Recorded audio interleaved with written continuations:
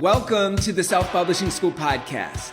This is the podcast to listen to if you're an aspiring writer or an author who wants to be more successful.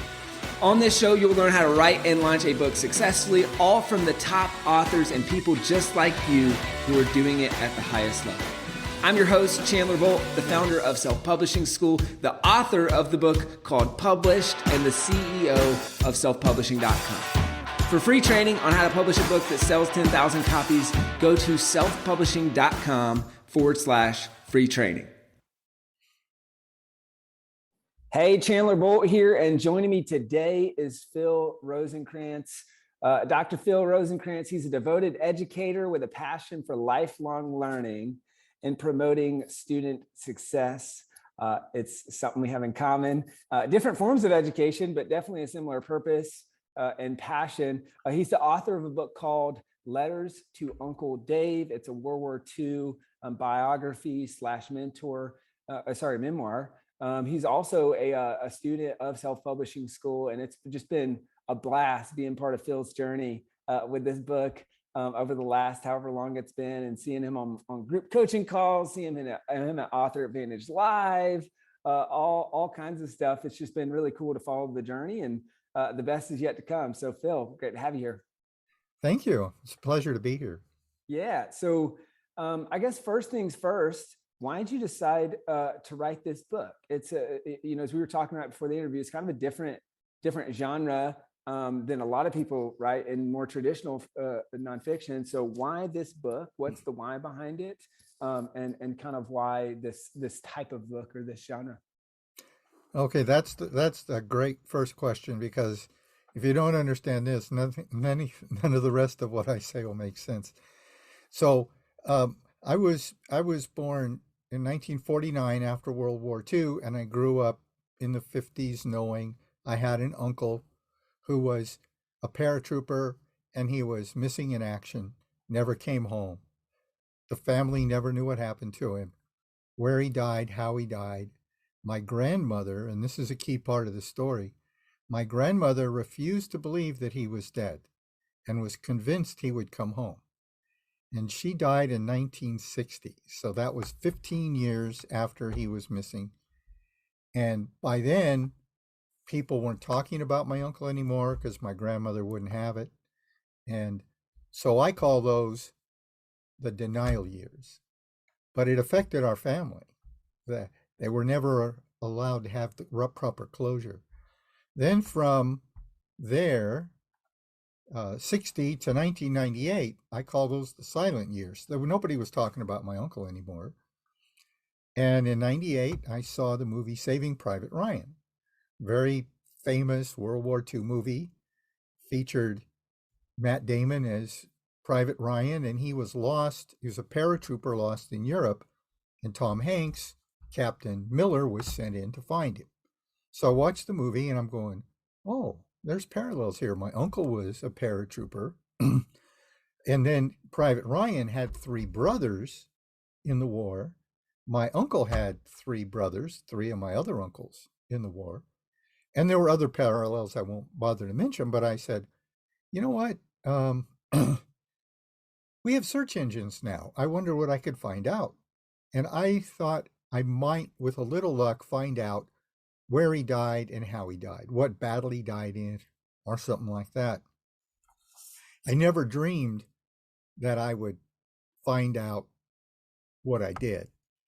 And so I just started surfing the internet. I found a website that listed his how he died, and it said that he was missing in action in the Netherlands during Operation Market Garden, and his name was on the wall of the missing at the Netherlands American Cemetery. Well, now I had something to go on, and I knew how to make web pages, so I made a website. I started telling my cousins that what I was trying to do. Chandler, I had 0 artifacts about my uncle when I started this. I didn't even have a picture of him. Mm-hmm. But he was the middle child of 11 children. My cousins had stuff. And they said, oh, we'll give you all our stuff. I got 56 letters. I got medals that were sent home, photo albums. I got newspaper clipping albums because he was famous in some battles. And then I made a website. And then I also asked the webmaster of that first website, do you have any email addresses? And Chandler, this is the unbelievable part. He sends me 10 email addresses. This is the early days of the internet. He said, I don't know who these people are, but they've sent me something. This is the email addresses. He sent me 10. 3 weeks later, one of them emails me and says, how did you find me? I've been looking for a relative of your uncle's for 10 years, for 5 years. Oh, wow. I said, what? And so turns out his father, who was still alive, was a veteran who was one of my uncle's best friends. I talked to him and he said, here's the phone number of another veteran who's still alive, who was an eyewitness to what happened to your uncle. So I called that guy. He told me exactly what happened and gave me more phone numbers of other veterans who knew my uncle and one who was writing a book. I called that guy and he says, oh, I'm working on the section about your uncle right now. Oh, So one wow. thing led to another. And to make the long story shorter, so over the next 20 years, I've been to the Netherlands 4 times. I've visited the place where my uncle was killed. Wow. I've met 2 Dutch researchers that have been looking for my uncle. One of them started when he was 15 years old. Wow. And, and he is the one, it took him 35 years. He's an amazing guy. 35 years, but he's the one that figured out where my uncle was. Oh, wow. So that's No that's way. part of the book. But a big part of the book is also the story of the lack of closure. Mm, And so me being able to get most of the closure I was looking for and get it in the book was one of my true joys. And um and big. so Yeah. That's awesome. then writing the book and all that other stuff is Yeah. more of the story. So let me jump in there. I mean, this almost sounds like a investigative journalism, and just this long journey to uncover the story. At what point did you find self-publishing school in that journey, and then why did you decide to work with us to help with this book? That's the great second question. So I told myself about 10 years into this journey, so many amazing things had happened. I said, if we ever find my uncle, I'm going to drop what I'm doing and write a book. And so in 2018, I get the message they had identified his remains. They brought him back to LAX. You know how they come out of the cargo hold in the coffin with the flag draped over it. We had all the publicity. And then 4 days later, we had a burial at Riverside National Cemetery, where incidentally, he ended up having 4 brothers in World War II, including my father, and they're all buried together there. So I started writing the book, um, and I didn't take me very long to write my first draft, Chandler, and this is part of the interesting. I think this is going to help some people. My first draft had 28,000 words. That's a reasonably, below average book, whatever. And I bought your book published. So I'm following published, your first edition of it, yes. I'm following it to the letter on the writing. I'm I'm getting beta readers, asking people, what do you know, 3 words that describe me. I'm doing all this stuff that was out of your book. And I got a copy editor and I got a developmental editor. Well, the developmental editor, for those that don't know what that is, that's a person that reads your book and from the story standpoint, from your target audience point of view, from your genre point of view. So this woman was a World War II researcher, writer, editor. she was the right person. She gives me 10 pages back, Chandler, of good stuff and says, you need to add a lot of stuff to your book. She said, you're writing to people that want back matter. Mm, Fiction wants front yeah. matter, Yeah. nonfiction wants back matter. She says you And need a what's the difference timeline. for people who don't understand? The back matter is at the back of the book. So she said you need references, endnotes, you need a timeline, you need an index. You need all that stuff that a researcher would want because some of your genre are interested in that. The front matter is where you put in testimonials and stuff like that, stuff to psych people up. But so she said, and you have to add the letters that he wrote. Those letters, you have to put those in the book. So Cool. That's a good idea. I used 49 of the 56 letters I had in the book. Mm-hmm. And when by the time I added all the rest of the stuff, the book was 83,000 words. Wow. But it was worth it. It's what made it real.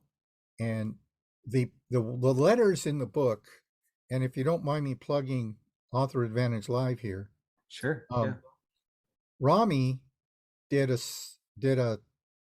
session, an add-on session about fiction, and one of the Author Advantage Lives, I can't remember which one, and he was talking about the importance of getting for fiction, but it really applies to nonfiction, Chandler, the importance of getting your audience interested in the main character early on. Otherwise, why do they want to read the rest of your book? Interesting. Yep. Yep. And those really letters did Yeah. that. Those letters got people to like my uncle because his letters were funny. He was self-deprecating. He told cute stories. He was an artist. He would draw Yeah. pictures in the letters. He would send sketches with them. Yeah. Some of which I had, some of which were lost. Yeah. That's great. He had good exchanges with his siblings. One of his brothers worked in Hollywood with famous actors. And so he would get photos and things sent to him, which was a big hit with the other bear trap. Yeah. That's So cool. it got people to like my uncle. And if you read the reviews, some people said, he's my Uncle Dave. Oh, wow. That's great. So so my thing now is for my next books, how am I telling my story Right. to get people? It's not just facts and Yeah. a timeline, it's the story.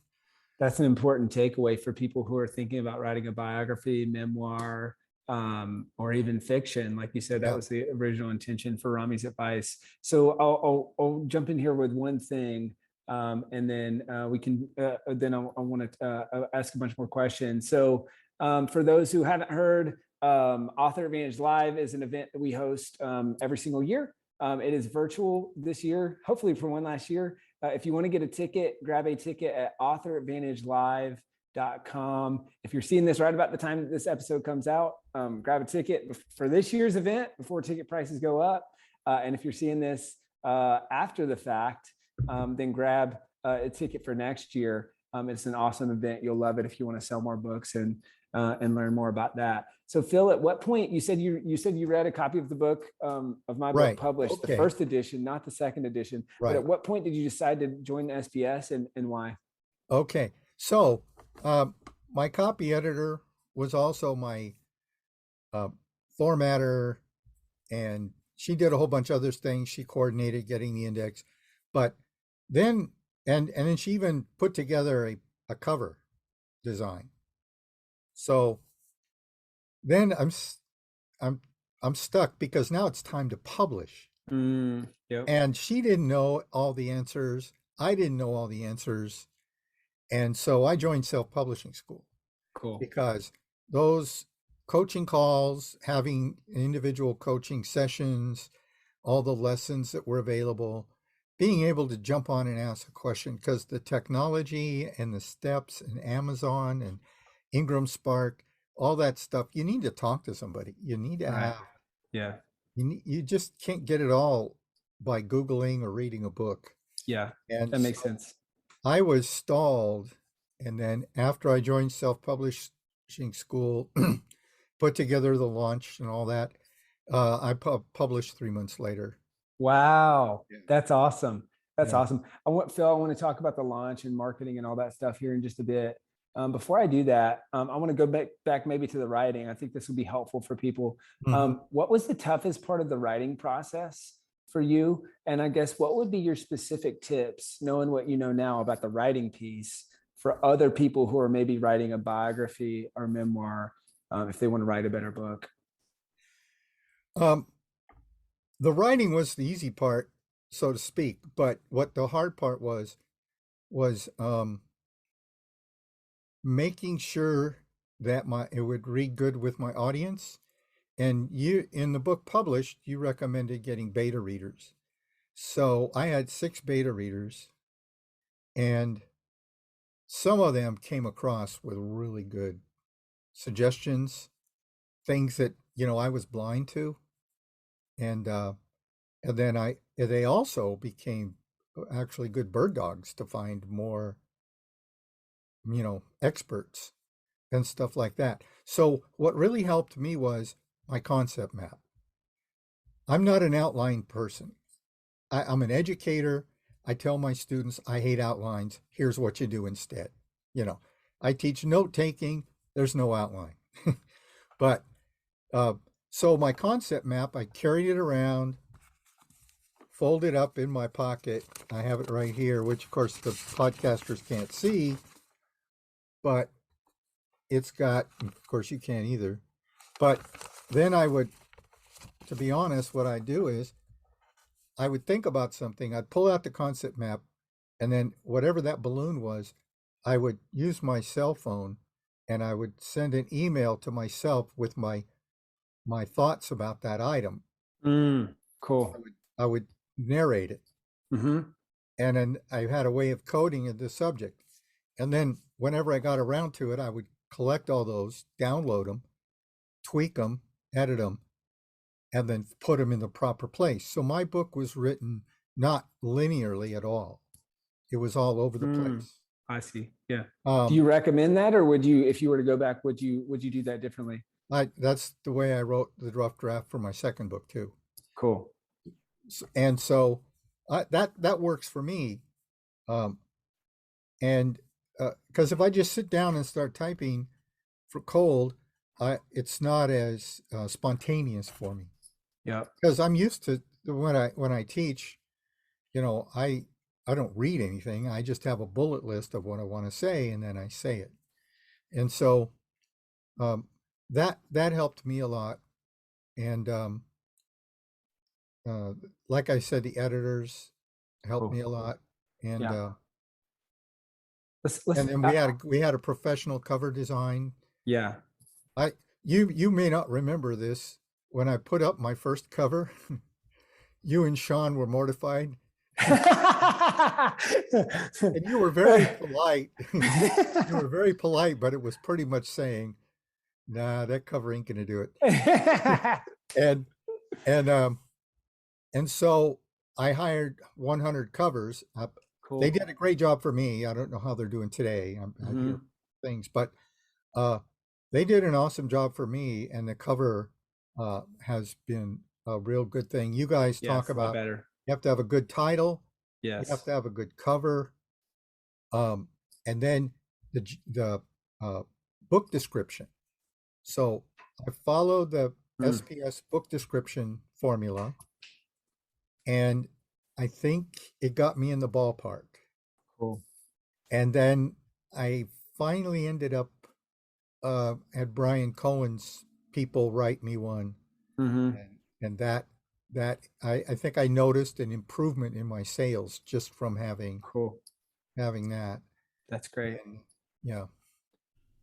Hey, Chandler Bolt here. I hope you're loving this episode so far. It's time to go from inspiration to implementation. All right, so if you've learned something, we want to help you implement what you've learned with your book. So what I want you to do right now is go to selfpublishing.com/schedule, book a publishing consultation with one of the experts on my team. We'll talk about your goals for your book, your dreams, your challenges, your next steps, and we'll start putting together a plan.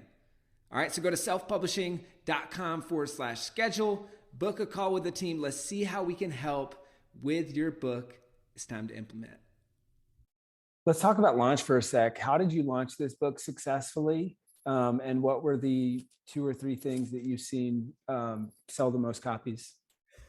Okay, I did the stealth launch first, and I set it up to where I was giving free ebooks to my launch team and to people that said they would buy a copy. Of course, they were getting it for free, hoping, because I was looking for reviews. And I could have done, I had a couple hundred names on my email list, and 750 people downloaded my free ebook, but they didn't produce as many reviews as I wanted. Definitely. Yeah. And so I kept pushing for reviews, and I'll have to say, when I finally got to 100 reviews, I think that's when it's easier to sell on Amazon, because people will see that. They're shopping for a book. Yeah. They look at the reviews and they look at the stars, but they also look at the number. Mm-hmm. And I think that 100 is that first kind of, milestone as far as reviews. I agree. And so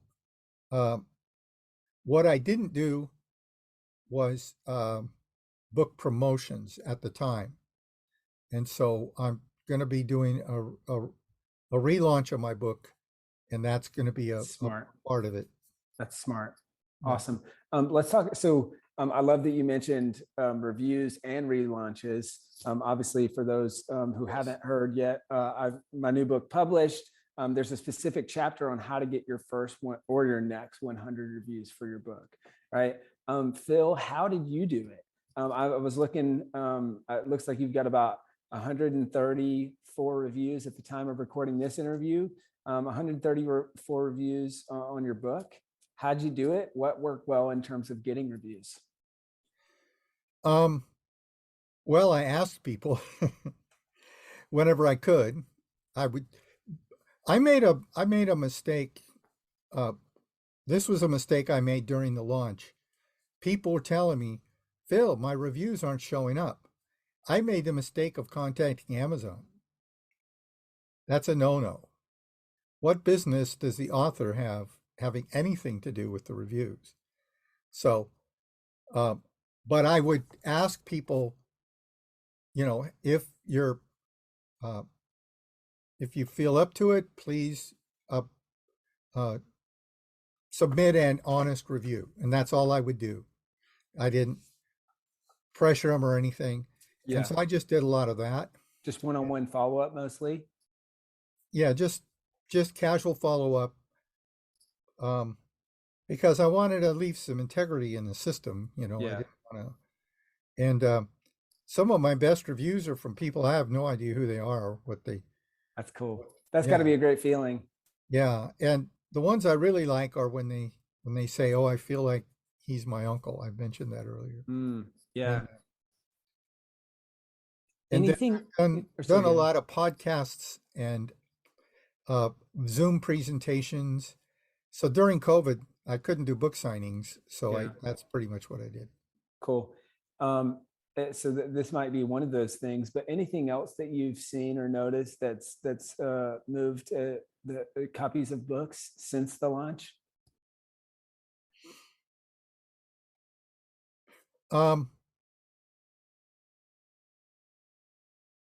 Well, I've started to contact bookstores. Cool. Specifically gift shops at military bases. Oh, that's really smart. Yeah. How's that going so far? And so far I've only I've actually physically done it once at a base. That was at Fort Bragg, North Carolina in April.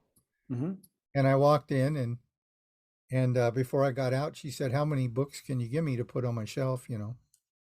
And so and sign them. So those were signed copies. Cool. Yeah. Um, and then I've uh, been to my library here and my library. I have a home in Arizona also. Yeah. So, but libraries, you're not selling books; you're just giving them one Yeah. that they loan out. Yeah. But um,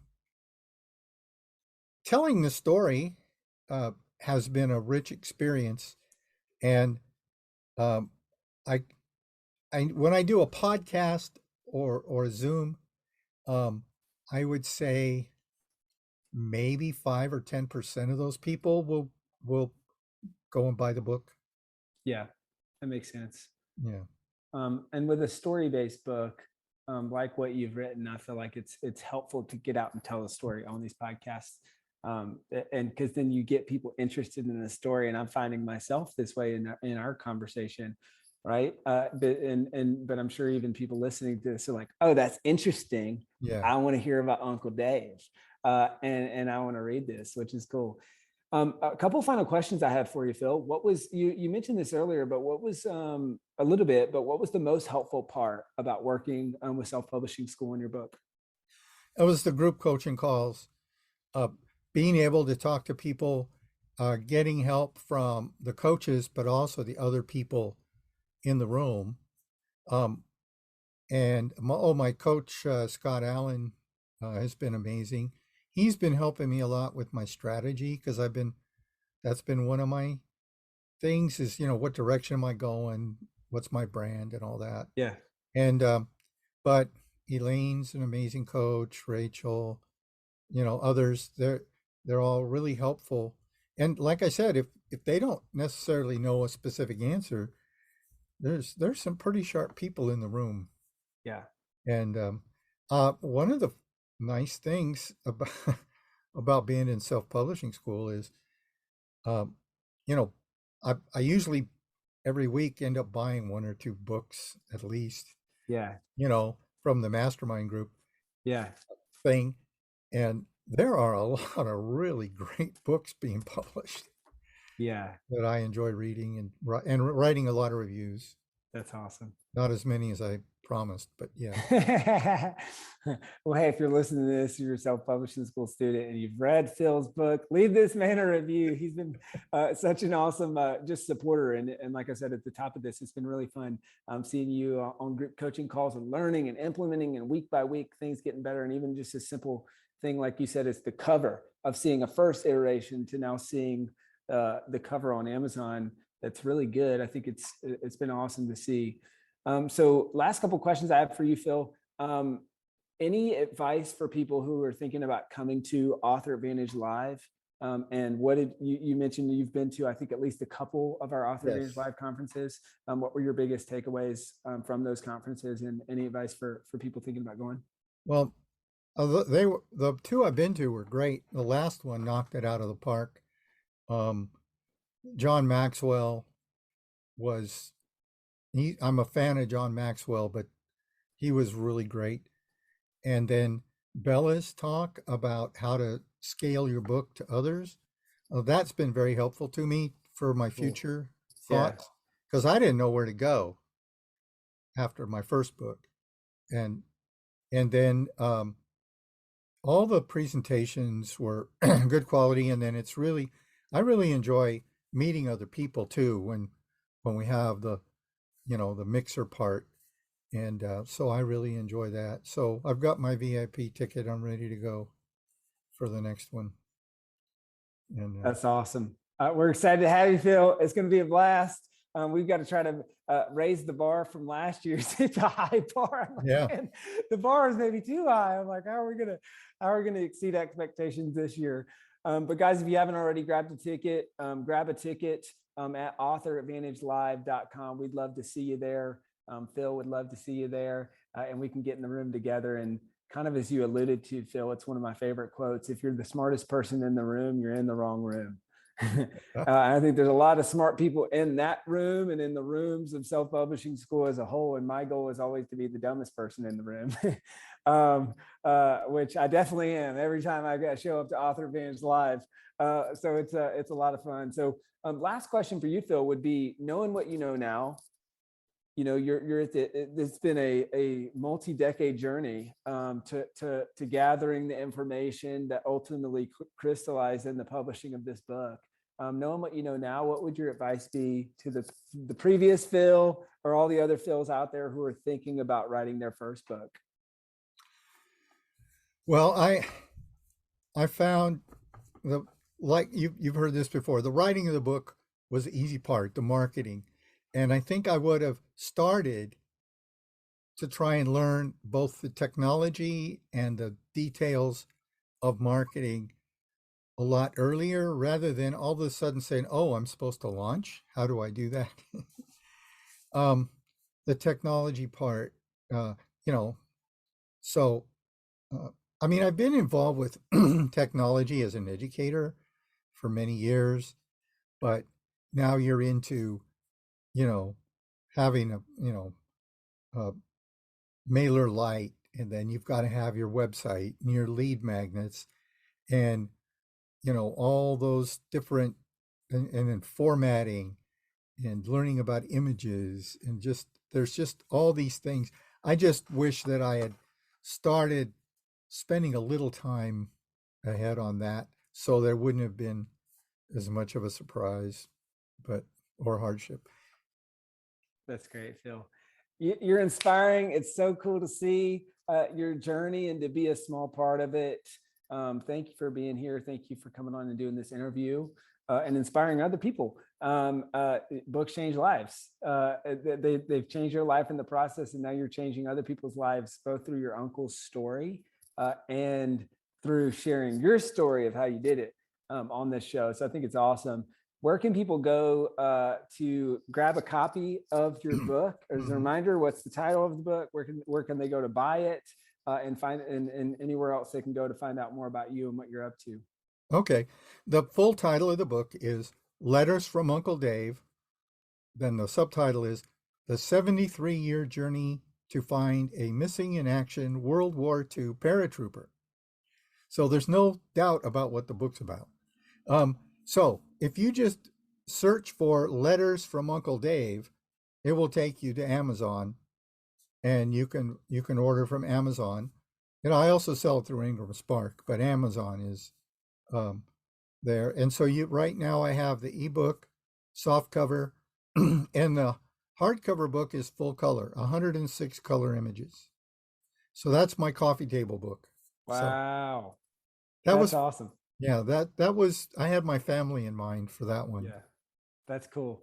Such a great example, Phil, of writing a book that uncovers the legacy. I know a lot of people listening right now are probably thinking about, hey, there's someone in my family that I want to go on that similar journey and write about them.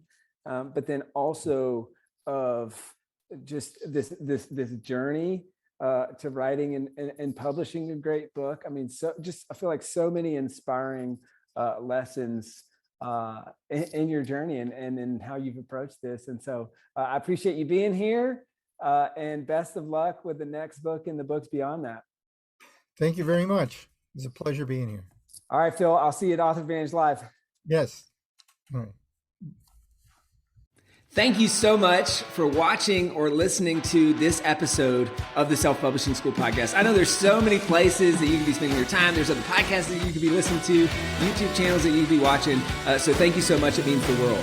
Now, I want you to do 3 things right now if you found this episode helpful. All right, number 1, I don't know if you know this, but we've got a YouTube channel. It's a companion channel to this podcast. All the video versions of the episode are on the YouTube channel. So number 1, subscribe to the YouTube channel. Number 2, if you're listening to this podcast wherever, whether this is Spotify, Apple Podcasts, number 2, I want you to subscribe to this podcast right now so you don't miss a future episode. And then number 3, this is probably the most important, leave a review on the podcast. All right, reviews are super important and help the podcast get discovered by other people. So number 3, leave a review on the podcast. Thank you so much. I'll see you in the next episode. If you're on the fence about scheduling a publishing consultation call with my team, maybe you're not quite ready for that, I've got some free training that I think will be really helpful for you. All right, all you have to do is go to register to sign up. Go to selfpublishing.com/free training. When you do, you're also going to get a free digital copy of my new book, Published. And on that training, you're going to learn the next steps, so how to implement with your book. So how to write, how to publish, how to launch successfully. So go to register right now at selfpublishing.com/free training. I'll see you there.